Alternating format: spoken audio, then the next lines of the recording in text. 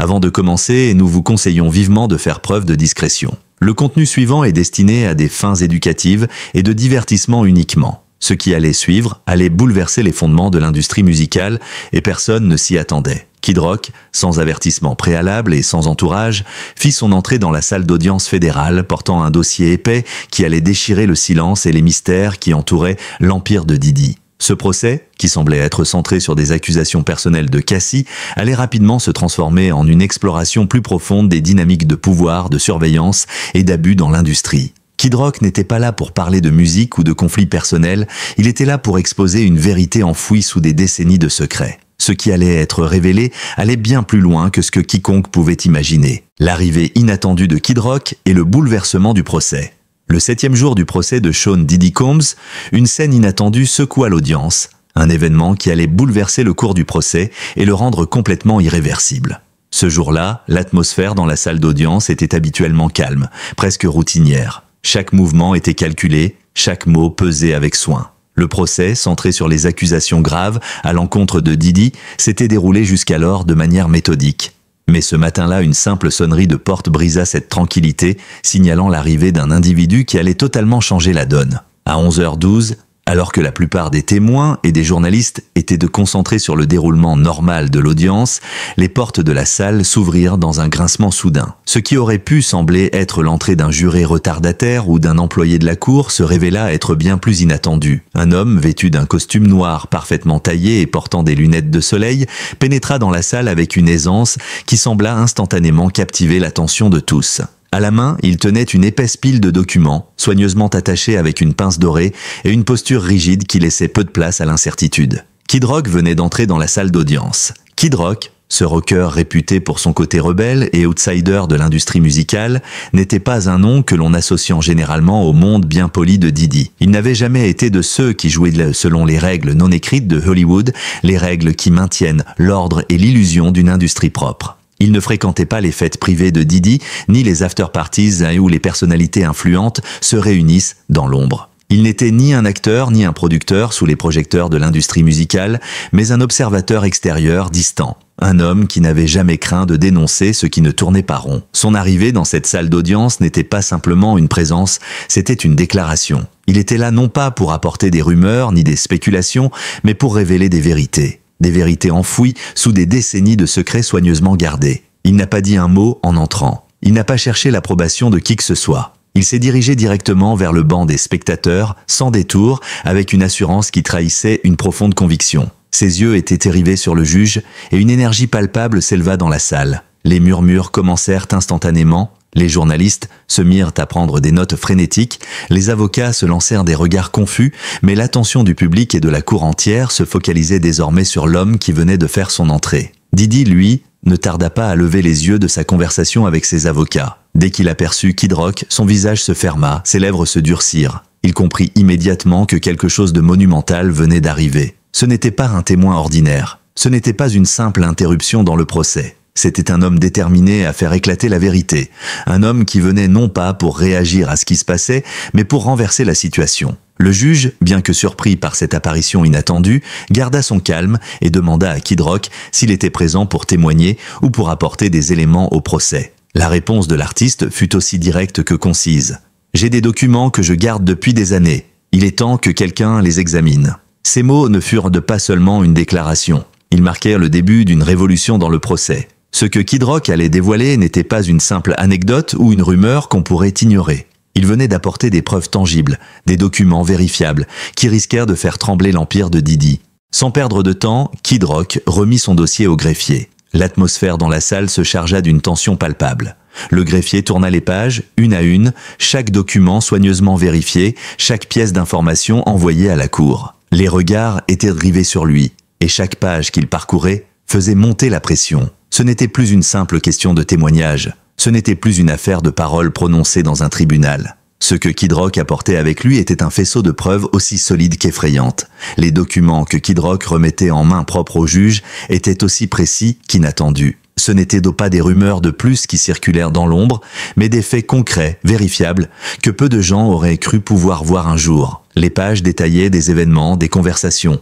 Des incidents qui, jusqu'alors, n'avaient été que des murmures à peine audibles dans les couloirs de l'industrie. Le juge, après avoir passé plusieurs minutes à examiner les documents, leva finalement les yeux et prononça une phrase qui fit l'effet d'un coup de tonnerre dans la salle. « Nous allons admettre ceci comme preuve corroborative dans le cadre du modèle de comportement mentionné précédemment. » À ce moment-là, l'atmosphère de la salle changea radicalement. Ce n'était plus un simple procès en cours, avec des accusations ordinaires et des témoins qui se succédaient. Non, ce que Kid Rock avait introduit dans cette salle avait changé la donne. Didi savait qu'à partir de ce moment précis, le procès prenait une tournure qu'il ne pourrait plus contrôler. Des preuves accablantes, les documents qui suivirent étaient d'une précision glaciale. Le premier dossier révélé était un rapport d'incident datant de 2017, provenant d'un gestionnaire de propriété à Miami. Ce rapport détaillait un incident où une invitée féminine, identifiée plus tard comme étant Cassie, avait tenté de quitter une fête, mais avait été interceptée par un message radio lui ordonnant de rester jusqu'à ce qu'on lui en donne l'autorisation. Ce n'était pas un simple incident mineur, c'était un comportement organisé, contrôlé et strictement surveillé. Ce n'était pas la première fois qu'un tel incident se produisait,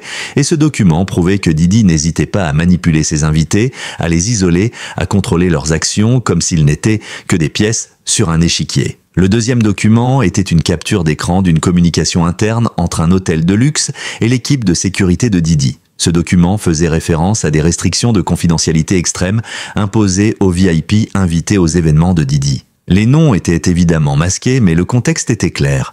Il s'agissait de mesures de sécurité spécialement mises en place pour protéger les secrets de ces soirées. Ces événements n'étaient pas des réunions mondaines anodines, mais des rassemblements où la confidentialité et la surveillance étaient au cœur du dispositif. Enfin, le troisième document présentait un affidavit sous serment d'un ancien technicien audio ayant travaillé pour Didi lors de sa tournée en 2016. Dans ce document, il décrivait des scènes choquantes, des caméras de surveillance installées dans des pièces privées, des enregistrements surveillant des moments intimes et personnels, tous soigneusement enregistrés et classifiés. Ce témoignage confirmait les affirmations précédentes sur la surveillance intrusive et l'exploitation systématique de l'intimité des invités. Les témoins de la défense, en particulier ceux de Didi, commencèrent à sentir la pression. Ils cherchaient désespérément à réagir, mais il était déjà trop tard. Les preuves étaient là, incontestables et irréfutables. Ce qui avait commencé comme une simple intervention d'un témoin extérieur se transforma en un tsunami de révélations qui allait bouleverser l'ensemble du procès. Kid Rock, par son courage et son action déterminée, venait d'offrir au tribunal la clé pour briser le silence et exposer la vérité. Le monde de Didi, soigneusement construit sur des secrets et des manipulations, venait de se fissurer. La présentation des preuves et la réaction du tribunal. La tension dans la salle d'audience était palpable alors que le juge prenait son temps pour examiner les documents que Kid Rock avait remis. Chaque page qu'il parcourait semblait propulser le procès dans une direction inattendue et explosive. Le silence qui régnait dans la salle était lourd de signification. Ce n'était plus une simple procédure judiciaire. C'était l'ouverture d'un dossier qui pourrait bien mettre à jour les pratiques secrètes de Didi et de son empire. Des pratiques qu'il pensait pouvoir cacher indéfiniment. La cour, en particulier le jury, attendait, suspendu aux actions du juge. Après quelques minutes d'examen, le juge leva les yeux, fixa le greffier et prononça une phrase qui résonna comme un coup de tonnerre. « Nous allons admettre ceci comme preuve corroborative en lien avec un modèle de comportement systématique mentionné dans les précédents témoignages. » Cette déclaration signala un tournant décisif dans le procès. Ce n'était plus une affaire de paroles ou de témoignages isolés, mais bien une affaire de preuves matérielles, vérifiables et documentées qui venaient appuyer les accusations de Cassie contre Didi. La première pièce introduite à la cour était un rapport détaillant un incident qui s'était produit en 2017. Ce rapport provenait d'un gestionnaire de propriété d'un manoir à Miami où Didi avait organisé une soirée privée. Selon le document, une invitée féminine, identifiée comme étant Cassie, avait tenté de quitter la fête, mais une communication radio interne lui avait ordonné de rester jusqu'à ce qu'on lui donne l'autorisation. Ce n'était pas un simple incident isolé, mais une preuve tangible de l'emprise de Didi sur ses invités, de la manière dont il exerçait un contrôle absolu sur leur présence et leurs actions, même à l'extérieur de l'événement. Cette première preuve ne faisait qu'ajouter de l'huile sur le feu, renforçant l'idée d'un pouvoir quasi tyrannique exercé sur Cassie pendant ces événements privés. Le deuxième document était une capture d'écran d'une communication interne provenant d'une chaîne hôtelière de luxe, un hôtel qui avait fréquemment accueilli les événements de Didi. Ce document faisait référence à des restrictions de confidentialité extrêmes imposées aux invités VIP, avec des mentions d'incidents passés qui avaient déjà mis en évidence les comportements abusifs lors de ces soirées. Les noms étaient évidemment masqués, mais les termes utilisés, tels que mesures de sécurité renforcées et restrictions de confidentialité, indiquaient que les événements organisés par Didi n'étaient pas des fêtes mondaines ordinaires. Au contraire, il s'agissait de rassemblements où la surveillance et la confidentialité étaient des priorités absolues, et où les invités étaient réduits à des éléments manipulables dans une scène bien orchestrée. Enfin, le troisième document était un affidavit sous serment d'un ancien technicien audio ayant travaillé lors de la tournée de Didi en 2016. Ce témoignage fut particulièrement choquant pour l'audience, car il confirmait les pires craintes concernant les méthodes de surveillance utilisées par Didi. Dans ce document, le technicien expliquait avoir vu des écrans de surveillance installés dans le sous-sol d'une propriété privée de Didi. Ces écrans montraient de plusieurs pièces et chambres pendant les événements privés. Les enregistrements étaient stockés sur des disques durs externes et l'accès était strictement limité à un membre du personnel nommé dans le document. Le témoignage allait plus loin en détaillant les modèles des caméras, le réseau de stockage des enregistrements et même les dates précises des mises à jour des systèmes. Le niveau de précision de ces informations laissait peu de place à la contestation. Ce n'était pas seulement un témoignage sur ce qui avait été vu, mais aussi une démonstration d'un système de surveillance systématique mis en place pour contrôler et exploiter les invités lors des événements privés de Didi. Les avocats de Didi, surpris et déstabilisés par l'ampleur des révélations, commencèrent à chercher des failles procédurales pour contester la validité de ces preuves. Mais il était déjà trop tard. Les documents étaient admissibles et la salle d'audience savait que ce n'était plus une question d'opinion ou de rumeur. Ce qui avait été apporté par Kid Rock étaient des éléments concrets, documentés et vérifiables qui, pour la première fois, permettaient de relier les accusations de Cassie à une réalité bien plus inquiétante. Au fur et à mesure que les pièces du dossier se succédaient, il devenait de plus en plus évident que ce n'étaient pas des accusations isolées d'une victime isolée, mais plutôt le témoignage d'un système bien organisé et structuré qui avait permis à Didi de maintenir son emprise sur ses invités et de faire taire toute voix dissidente. Chaque document présenté renforçait l'idée d'un schéma comportemental récurrent qui n'était pas limité à une ou deux personnes, mais qui s'étendait sur plusieurs années et impliquait un réseau de complicité bien plus vaste que ce que beaucoup auraient pu imaginer. Après un court moment de pause où le juge prit le temps de réévaluer les documents présentés, la procédure reprit. Kid Rock, qui était resté silencieux tout au long de l'examen des preuves, fut appelé à la barre pour livrer sa déclaration. L'artiste n'avait pas l'intention de faire un discours retentissant ou d'accumuler des points médiatiques. Son but était de délivrer la vérité qu'il avait accumulée pendant 5 longues années, la vérité qu'il savait qu'il était désormais temps de partager. « Je ne suis pas ici pour chercher la gloire ou faire les gros titres », commença Kid Rock, sa voix calme mais remplie d'une force tranquille. Je suis ici parce que la vérité a été enterrée sous des plaques de platine et des sourires d'industriels trop longtemps. Ces mots frappèrent la salle avec la force d'un marteau, comme une proclamation qui allait libérer des vérités longtemps étouffées dans le monde de la musique et du divertissement. Il expliqua comment, au fil des années, il avait été approché par plusieurs personnes, des ex-employés, des sources anonymes, qui lui avaient confié des informations qu'il n'avait pas immédiatement crues, pensant qu'elles étaient trop exagérées pour être réelles.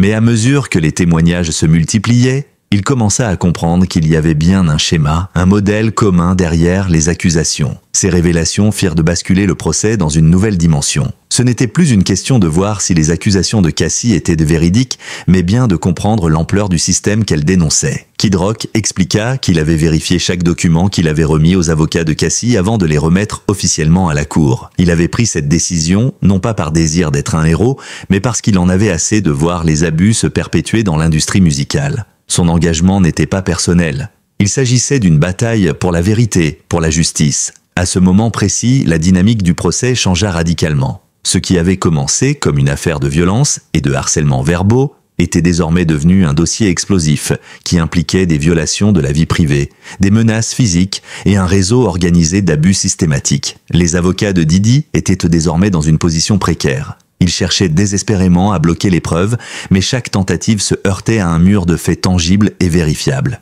Didi, une figure jadis invincible de l'industrie, était désormais pris au piège dans un réseau de preuves qui, petit à petit, dénouèrent les fils de son empire. Kid Rock, en silence, regardait la scène. Son rôle dans ce procès était désormais clair. Il ne venait pas pour jouer le rôle du témoin passif, mais pour exposer une vérité qui ne pouvait plus être ignorée. Le système qu'il dénonçait n'était plus une spéculation, mais une réalité dévastatrice. Le témoignage décisif est la révélation de la structure de contrôle.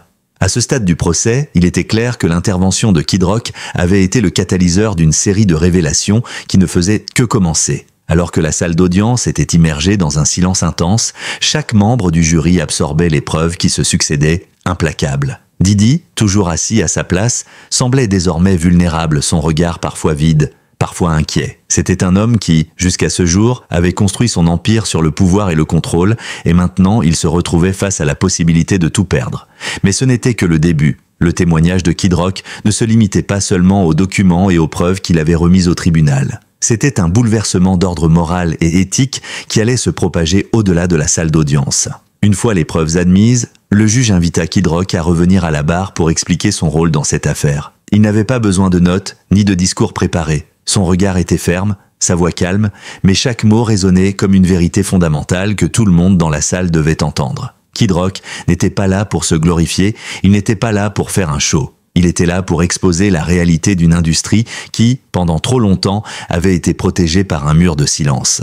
Il s'agissait de plus que des accusations. Il s'agissait de donner une voix aux victimes, à ceux qui avaient été réduits au silence par un système oppressif qui prônait l'ignorance et la complicité. « Je ne suis pas ici pour gagner quoi que ce soit », commença-t-il d'une voix posée. « Je suis ici parce que la vérité ne peut plus rester cachée. Pendant trop d'années, j'ai entendu des histoires de gens, des histoires d'abus, de manipulation, de contrôle. Mais j'ai aussi vu comment tout cela était dissimulé sous des tapis et des sourires dorés. Kid Rock n'était pas seulement un témoin extérieur dans cette affaire. Il était devenu l'élément perturbateur qui secouait la structure même de l'industrie. Sa propre expérience dans le milieu de la musique lui permettait de comprendre comment les choses fonctionnaient en coulisses. Il n'avait pas été un témoin passif. Il avait été témoin de la manière dont des vies entières avaient été brisées, simplement pour satisfaire les désirs d'un homme et de son empire. Kid Rock expliqua qu'il avait été contacté au fil des années par de nombreuses personnes, des anciens employés de Didi, des proches de victimes, qui avaient toutes des histoires similaires. Ces témoignages étaient souvent anonymes, car ceux qui les apportaient avaient peur des représailles, mais plus ils recevaient ces informations, plus ils commençaient à faire des liens entre elles. Un motif récurrent se dessinait. Les mêmes accusations de surveillance intrusive, de contrôle de la vie privée et de menaces physiques. À chaque fois, les noms et les visages étaient des différents. Mais le comportement de Didi restait le même. Kid Rock avait pris la décision de ne plus rester silencieux.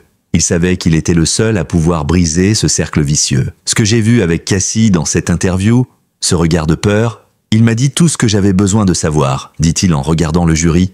Ce n'était pas juste un regard de femme battue. C'était un regard de quelqu'un qui savait qu'elle ne pouvait pas échapper à ce monde, de quelqu'un qui savait qu'elle serait brisée si elle essayait de s'enfuir. Kid Rock expliqua que, lorsqu'il avait vu l'interview de Cassie, il avait ressenti un besoin impérieux de venir en aide. Il savait que si Cassie était l'une des victimes, il y en avait d'autres, et elle ne devait pas rester dans l'ombre. Les menaces, les manipulations et les abus qu'il avait vus n'étaient pas isolés, mais des pratiques systématiques que Didi et son empire avaient utilisées pendant des années pour maintenir un contrôle absolu. Kid Rock expliqua que les documents qu'il avait remis à la cour provenaient de plusieurs sources. Certains de ces documents avaient été envoyés par des personnes anonymes, d'autres par des amis proches, qui avaient été profondément perturbés par ce qu'ils avaient vu et vécu. Il avait pris des années à vérifier ces documents, s'assurant qu'ils étaient authentiques et que leur contenu correspondait aux événements. Il ne voulait pas être un simple messager. Il voulait que la vérité soit entendue de manière indiscutable, et il savait que les preuves devaient être irréfutables pour que justice soit rendue. Au fur et à mesure que Kid Rock détaillait les témoignages qu'il avait recueillis, la salle d'audience semblait se rétrécir. Chaque mot qu'il prononçait semblait ajouter de la force à l'accusation principale. Didi n'était pas un simple producteur de musique. Il n'était pas simplement un magnate de l'industrie. Il était un homme qui avait créé un empire sur la douleur et la souffrance des autres. Et ce que Kid Rock venait de décrire était la structure même de cet empire. La surveillance, le contrôle, les menaces, les abus, tout cela faisait partie d'un système qui n'avait cessé de se nourrir du silence de ses victimes. Kid Rock expliqua que ce n'était pas une attaque contre Didi en tant qu'individu. Ce n'était pas non plus une vengeance personnelle. C'était une attaque contre un système tout entier. Contre une culture qui encourageait les abus tout en cachant la vérité derrière des portes closes, il voulait que la cour comprenne l'ampleur de ce qu'il exposait. Ce n'était pas juste une série de comportements aberrants, c'était une culture de l'impunité. Il s'agissait d'un réseau d'exploitation dans lequel des hommes comme Didi exerçaient un pouvoir absolu sur les vies des autres, et où les victimes étaient systématiquement réduites au silence. En approchant de la fin de son témoignage, Kid Rock fit une déclaration qui marqua la salle d'audience. Ce n'est pas une question de venger une personne, c'est une question de mettre fin à un cycle de silence et de peur. Ce que j'ai vu dans cette industrie, ce que j'ai appris sur la manière dont les gens sont contrôlés et manipulés, je ne pouvais plus le garder pour moi. Je ne pouvais plus laisser ce système prospérer. Ces mots résonnèrent dans la salle, marquant un moment historique dans le procès. Kid Rock, par son témoignage, avait non seulement exposé la vérité sur Diddy, mais il avait aussi permis à ceux qui étaient réduits au silence de faire entendre leur voix. Les avocats de Diddy, de plus en plus désorientés, tentèrent de réfuter les preuves. Mais chaque tentative de détourner l'attention ou de minimiser les accusations semblait vouée à l'échec. Le jury, jusque-là figé, était maintenant pleinement engagé. Ils ne pouvaient plus ignorer ce qu'ils entendaient. Ce n'était plus un procès sur la véracité des accusations de Cassie, c'était un procès qui mettait en lumière une culture toxique et destructrice qui allait bien au-delà de Diddy lui-même. Ce système de contrôle et de surveillance, mis en place et protégé par des hommes puissants, était désormais exposé au grand jour. Kid Rock, ayant livré son message avec une sérénité impressionnante, se rassit dans la galerie. Il savait que son rôle était terminé, ce n'était plus à lui de porter la justice, mais à la cour de trancher. Toutefois, une chose était claire, l'empire de Diddy, celui qu'il avait construit sur la manipulation, le secret et la peur, était sur le point de s'effondrer. Et ce procès, ce moment précis, marquait le début de sa chute. La salle d'audience, qui avait été une simple salle de justice jusque-là, était devenue le lieu d'une véritable révolution. Un lieu où la vérité, et seulement la vérité, pourrait sauver ce qui pouvait encore l'être. La chute de l'Empire et la libération de la vérité. À mesure que le procès avançait, il devenait de plus en plus évident que la dynamique de la salle d'audience avait changé. Le récit que Kid Rock avait présenté avec une clarté implacable ne se contentait pas d'exposer les abus individuels de Diddy, mais mettait au jour l'ampleur d'un système de contrôle, d'intimidation et de manipulation. Ce qui était censé être un procès juridique s'était transformé en un exposé brutal d'une culture secrète et toxique dans l'industrie musicale, une culture qui, pendant des décennies, avait permis à des personnalités comme Diddy de prospérer en utilisant la peur, le silence et la répression. Kid Rock, avec son témoignage sans fioriture, avait ouvert une brèche dans cette forteresse et ce qui en sortait était plus effrayant que tout ce que les observateurs avaient pu imaginer. Alors que le procès touchait à sa fin, un sentiment d'anticipation pesait sur la salle. Le jury était désormais pleinement concentré. Leurs esprits étaient influencés par les preuves irréfutables et les témoignages accablants qui avaient été présentés. Personne ne pouvait nier la gravité de la situation. L'empire de Diddy, qui semblait invincible quelques jours auparavant, était en train de se fissurer. Et cette fissure grandissait de jour en jour. Les accusations n'étaient de plus seulement des faits isolés, mais un enchevêtrement complexe de manipulation et de violence. Le témoignage de Kid Rock avait été un coup de tonnerre, un moment décisif dans l'histoire de cette affaire, et le procès ne pouvait plus revenir en arrière. Les avocats de Diddy avaient tenté de désorienter la cour, de minimiser les preuves et de trouver des failles dans les témoignages. Mais chaque objection se heurtait à la réalité des faits. Les preuves ne pouvaient être ignorées. L'infrastructure mise en place pour maintenir le contrôle sur les victimes avait été minutieusement documentée, et plus les témoins prenaient la parole, plus il devenait évident que ce qu'ils avaient vécu n'était pas un accident isolé, mais bien un système bien rodé. Ce système dans lequel les acteurs et les collaborateurs étaient réduits au silence par la peur, la manipulation financière et parfois même la menace physique avait désormais été exposé. Après plusieurs témoignages clés et la présentation de nouvelles preuves accablantes, le procès entra dans sa phase finale. Le témoignage de Sonia Lane, l'ex-productrice exécutive d'une émission de MTV en 2015, fut l'un des derniers coups de poignard dans l'armure de Diddy. Sonia, qui avait observé de près les événements entourant Cassie, confirma ce que beaucoup avaient suspecté. Cassie était victime d'un contrôle psychologique et physique. Elle expliqua comment, lors d'un tournage dans un des studios de Diddy à New York, Cassie était arrivée en larmes, visiblement épuisée. Diddy, selon Sonia, avait ordonné à l'équipe de quitter les lieux pour préserver l'atmosphère de l'événement. Ce contrôle absolu de l'environnement, cette volonté de couper les liens avec l'extérieur, était une forme subtile mais très efficace d'emprisonnement. Quand les portes se réouvrirent après 45 minutes d'isolement, Cassie en était ressortie en pleurs, tandis que Diddy arborait un sourire satisfait. Ce témoignage fit l'effet d'une bombe dans la salle. Un silence lourd s'installa et même les membres du jury ne purent masquer leur stupéfaction. Les pièces du puzzle se mettaient en place de manière irréfutable et ce qu'elles formaient était une image glaçante d'abus systématiques. À ce moment précis, les avocats de Diddy tentèrent une dernière fois de repousser l'évidence. Ils demandèrent une pause pour examiner de nouvelles pièces de preuve, mais la juge, visiblement agacée par cette tentative de manipulation, déclara fermement « Ce tribunal a déjà fait preuve de patience.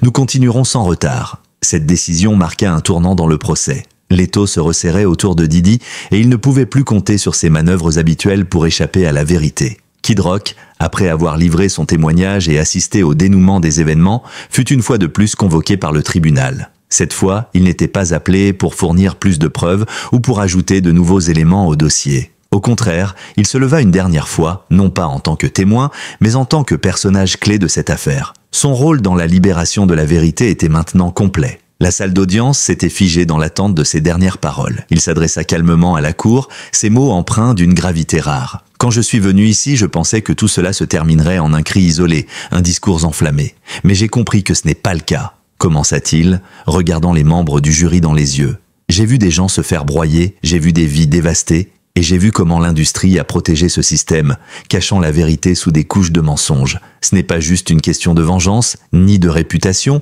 Ce n'est pas une question de gagner ou de perdre. C'est une question de justice. » Il marqua une pause, laissant ces mots résonner dans la salle avant de poursuivre. « Ce que je veux, ce que je crois que nous voulons tous, c'est que cette culture de silence s'arrête. Je ne fais pas cela pour moi. Je fais ça pour ceux qui ne peuvent pas parler, pour ceux qui ont été réduits au silence par un système qui pense qu'il peut tout acheter. » Le silence qui suivit ces mots fut lourd de sens. Kid Rock n'avait pas seulement brisé le silence de l'industrie, il avait permis à d'autres de le faire aussi. Son courage, sa volonté de tenir tête à un système qui semblait invincible, avait permis à des voix silencieuses de se faire entendre. Le procès, qui au départ semblait être une simple affaire de témoignage, était devenu un symbole de résistance. La culture de silence qui avait dominé Hollywood et l'industrie musicale pendant des décennies était en train de s'effondrer, morceau par morceau. À la fin de son intervention, Kid Rock retourna à sa place, laissant un silence respectueux se poser sur la salle d'audience. Didi, de l'autre côté de la salle, semblait désormais comprendre la gravité de la situation. Il n'était plus le maître de son empire. L'illusion de pouvoir qu'il avait construite s'était dissipée. Ce qui semblait invincible avait commencé à se fissurer. Et la fin de cette histoire serait dictée par la vérité, non par l'argent ni par la manipulation. Le procès avait été plus qu'un simple affrontement juridique. Il avait été une libération. Lorsque la cour adjournait pour la dernière fois ce jour-là, il était évident que quelque chose avait changé, non seulement dans la salle, mais dans l'industrie tout entière. Les premières conséquences immédiates ne se firent pas attendre. Les déclarations publiques commencèrent à affluer. Plusieurs artistes, jadis associés à Didi, publièrent des messages sur les réseaux sociaux, s'éloignant de l'homme qu'ils avaient autrefois soutenu. Les marques qui avaient autrefois entretenu des partenariats avec lui commencèrent à se distancer. Les plateformes de streaming, même celles qui avaient diffusé ses projets, commencèrent à réévaluer leur relation avec lui. Et dans l'univers de la musique, où les secrets se sont longtemps murés derrière des portes closes, un vent de changement soufflait désormais. La chute de l'empire de Didi ne s'était pas faite dans un éclat spectaculaire, mais dans un mouvement progressif de vérité. Ce procès ne marquait pas seulement la fin d'une ère pour Didi, mais le début d'une nouvelle ère pour l'industrie musicale et au-delà. Kid Rock, avec son dossier et son témoignage, avait joué un rôle déterminant dans la libération de la vérité. Et pour la première fois depuis longtemps, l'industrie avait dû faire face à ses propres démons. Le silence avait été brisé, et grâce à l'intervention courageuse de Kid Rock, les voix des victimes pouvaient enfin être entendues. Merci d'avoir pris le temps de regarder cette vidéo. Si vous n'êtes pas encore abonné à notre chaîne, n'oubliez pas de vous abonner pour ne manquer aucune de nos prochaines vidéos. Chaque abonnement est une grande motivation pour moi à continuer de créer du contenu de qualité. N'hésitez pas à appeler vos amis, à partager cette vidéo et à rejoindre notre communauté grandissante. Votre soutien fait toute la différence. À bientôt pour de nouvelles vidéos passionnantes.